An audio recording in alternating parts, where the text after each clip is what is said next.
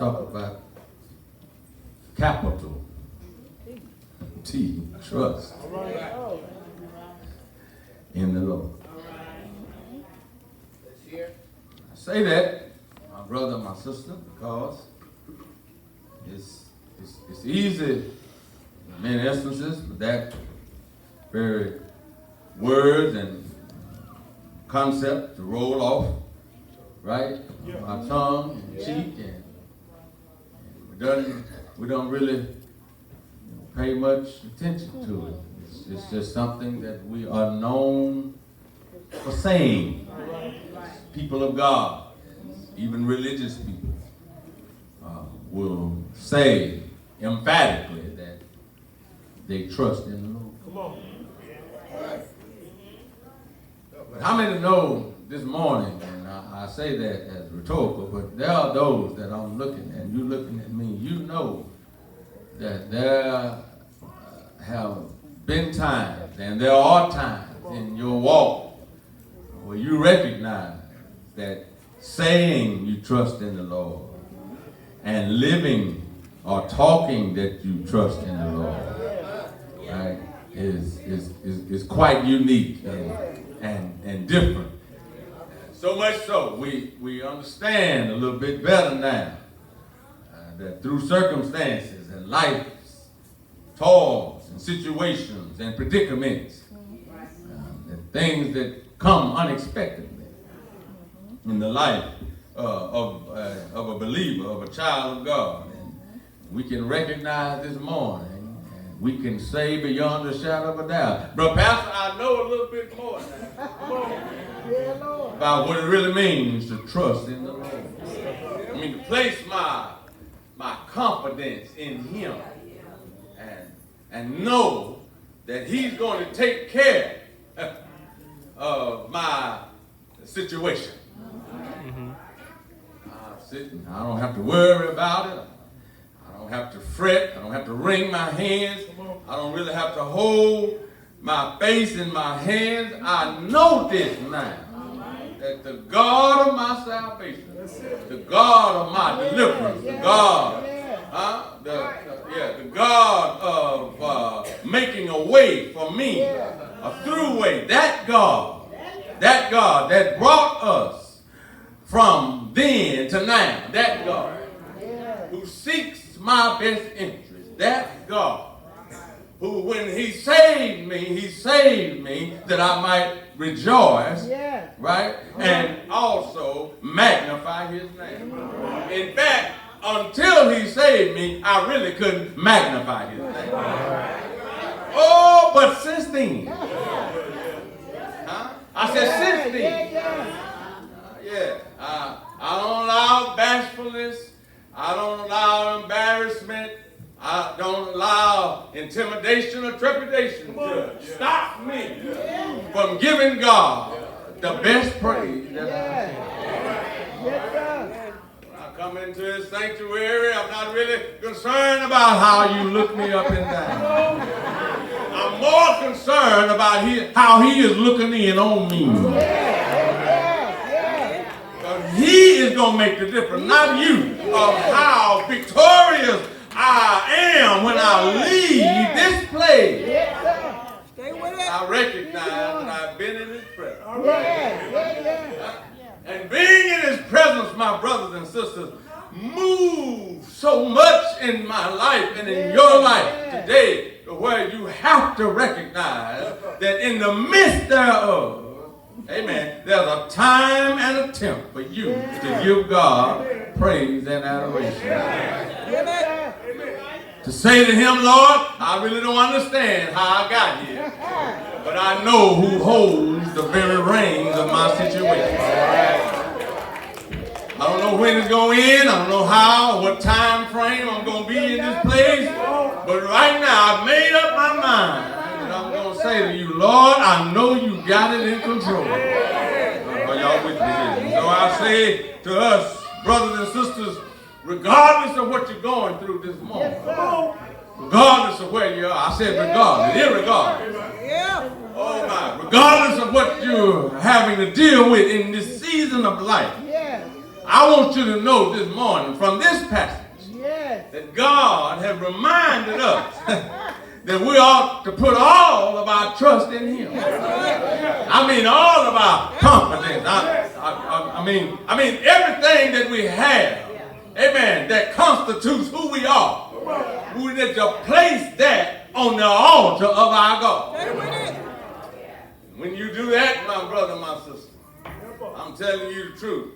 Because your circumstances may not immediately change as a transformation in the atmosphere, but something will begin to change down in your own heart. Where when you, at one time in season, in length of season, you said, Lord, it's too heavy on me. I can't praise you like I want to. The burden is too heavy. It's too hard for me now. I'm too preoccupied with my situation and issues. And people are plaguing me and causing me not to put my hands together. But how many know it's good for graduation, right? It's good to be able to say, I was there, but now I'm no longer there. I've grown a little bit from last Sunday to this Sunday. I've grown from last year to this year. I've had some turns to make. I've had some doctor visits to make. I've had some loved ones I had to stand over. I've had some children to pull back. I've had some friends I thought were my friends I had to cut off. I recognize now God has me just where He wants me. Are y'all with me right now? Yes, He does. I say to us this morning, God has already put a stamp on all of us this morning. You might be in the right place for a miracle. And I'm not simply talking about this sanctuary. I'm talking about the place in your life right now. The circumstances that constitute what you are going through. God is saying to you this morning, this is not the time nor the place to throw in the towel. It's a time to really, maybe it's a time for you to refocus your strength and your confidence and your trust. Amen. And stop falling into the fearful frustration of failure and missing out on what God has in store for you. Am I talking to anybody in here? Amen. But when you got faith, when you're faithful, right? When faith is operating, fear gonna have to move out. I had a praying session. In other words, faith and fear cannot coexist on a long-term basis. Are y'all with me there? When I read this passage, I want you to take the time in your leisure to look at it again. God will demonstrate His power. Amen. Just when you think that there's nothing else left for you to do, God says to us this morning, that's my good time. It may look bad for you, but it's just right for me. God says, listen, the enemy may have thought he had. He may have made you think it ain't no sense in you coming to church today. But you even put the enemy on his heels this morning. You got up, amen. Didn't go to bed on time, but you got up today. All week long. You put everything before the Lord. You had so much to do on your to-do list that you forgot to do the main thing that needs to be done. And look at God, got you up, amen, and started you out on your way.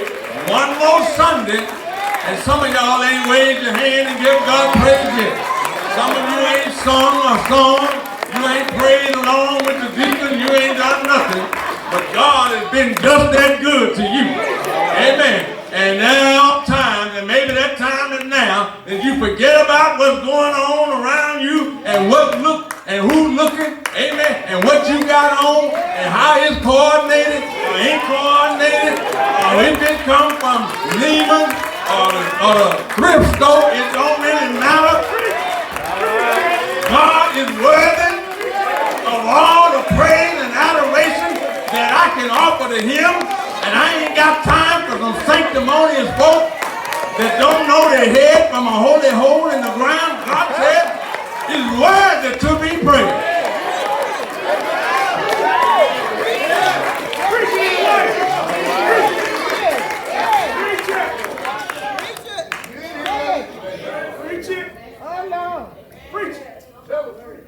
miracle in the midst. All right.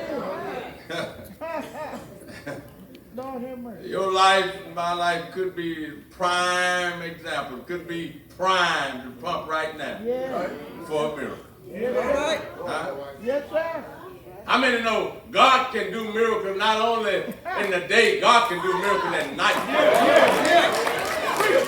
Yes, he can. Are you with me here? Regardless of what the monsters look like in your life. Are y'all with me right there? Y'all remember the horror movies we come up watching? Horror movies and something unique about those movies. That was a time when you watch those movies. If you ever noticed that the demonic monster was always destroyed in the daylight.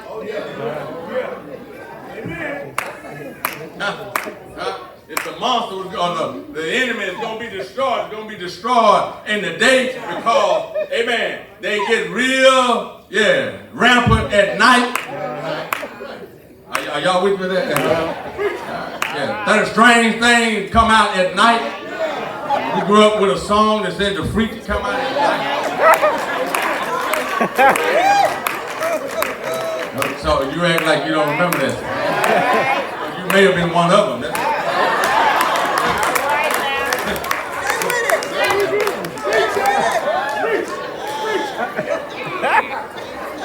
No kidding.